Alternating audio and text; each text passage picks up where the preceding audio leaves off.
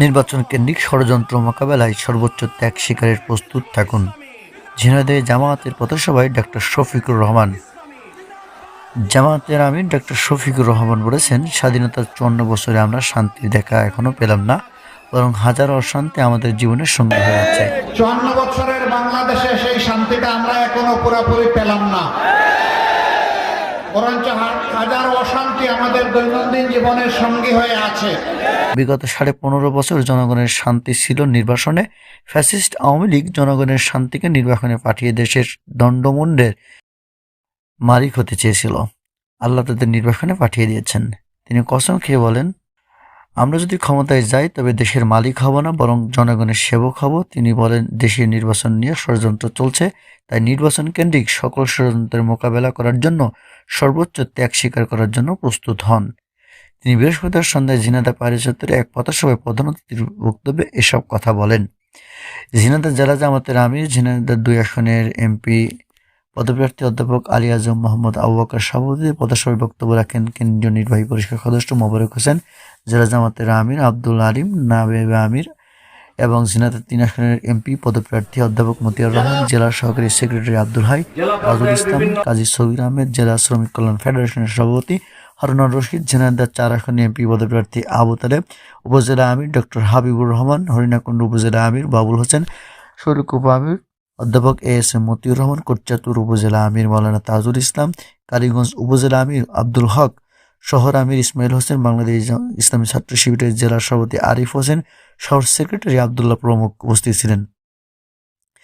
আমেরিকার শাসনামলের প্রতি ইঙ্গিত করে আমিরে জামাত বলেন, ক্ষমতায় টিকে রাখতে তারা দেশের জ্ঞানী, শিক্ষিত, মার্জিত, অভিজ্ঞ অসংখ্য মানুষকে হত্যা করেছে, হাজার মানুষকে নির্যাতন করেছে, তারা শত শত মানুষকে গুম খুন করেছে, মানুষকে ইজ্জত লুণ্ঠন করেছে, তাদের দেশের সম্পদ লুণ্ঠন করেছে, তারা কথিত উন্নয়নের গালভরা বলি শুনিয়েছেন। সব শেষে তারা পরপর 3টি নির্বাচনে মানুষের ভোটের অধিকার কেড়ে নিয়েছেন। জুলাই আগস্টে আমাদের সন্তানেরা ছোট্ট একটা দাবি নিয়ে রাস্তায় এসেছিল, চাকরির কোটা সংস্কার করতে হবে, কিন্তু ফ্যাসিস্ট সরকার তাদের যৌক্তিক দাবি বন্দুকের গুলির মুখে থামিয়ে দেওয়ার চেষ্টা করেছিল। ঠিক তখনই ছাত্ররা আগুনের মধ্যে জ্বলে উঠেছিল, যারা আমাদের সন্তানের উপর গুলি চালিয়েছিল, গণহত্যা চালিয়েছিল। জনগণ তাদেরকে এক দফা দিয়ে দেশ থেকে বিতাড়িত করেছে, স্বৈরাচার দেশ ছেড়ে পালিয়ে যেতে বাধ্য হয়েছে। দেশের মানুষের সামনে দাঁড়ানোর মতো সৎসাহস শেখ হাসিনার ছিল না, যে কারণে তিনি সহ তার দোসররা পালিয়ে যেতে বাধ্য হয়। ছাত্র জনতার অবদানকে স্মরণ করে ডক্টর শফিকুর রহমান বলেন, ছাত্র জনতার নেতৃত্বে এই জাতি দেশবিরোধী যে কোনো ষড়যন্ত্র ব্যর্থ করে দেবে ইনশাল্লাহ। তরুণ যুব সমাজ চাঁদাবাজমুক্ত, দখলবাজমুক্ত, পেশি মুক্ত নতুন দেশ চাই। আমরাও সাম্যের বাংলাদেশ চাই।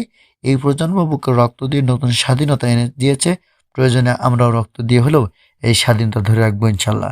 শিক্ষা ব্যবস্থার পরিবর্তনের আহ্বান জানিয়ে তিনি বলেন, বিগত দিনের এমন একটি শিক্ষা ব্যবস্থা কায়েম ছিল যে শিক্ষার সঙ্গে বাস্তব জীবনের কর্মভিত্তিক যোগ্যতার কোনো মিল ছিল না, যে কারণে আমাদের ছেলেমেয়েরা দেশের বিদেশে কাঙ্ক্ষিত চাকরি পায়নি। আমরা এমন একটি শিক্ষা ব্যবস্থা চাই যার মাধ্যমে সন্তানেরা শিক্ষিত হয়ে দেশবাসীর কৃতজ্ঞতা প্রকাশ করার জন্যই দেশবাসীর সেবা করবে, শিক্ষিতরা তাদের দায় দায়িত্বগুলো বুঝতে পারবে, এমন একটি শিক্ষা আমরা চাই।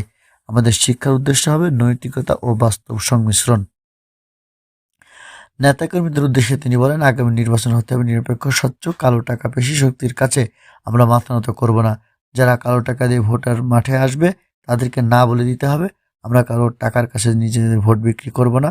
ষড়যন্ত্র চলছে, নির্বাচন কেন্দ্রিক সকল ষড়যন্ত্র মোকাবেলা করার জন্য সর্বোচ্চ ত্যাগ স্বীকার করার জন্য প্রস্তুত হন।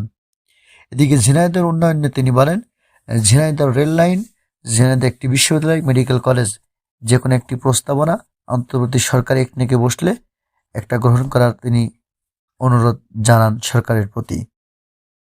সম্মানিত দর্শক, যেমনটি দেখছিলেন, ডাক্তার শফিকুর রহমান আমাদের আমিরের আজকের এই পথসভা একটি জনসভায় রূপান্তর হয়েছিল। ঝিনাইদহ পাহাড়ি চত্বর থেকে ঝিনাইদহের কাগজ ওয়ালিউল্লাহ।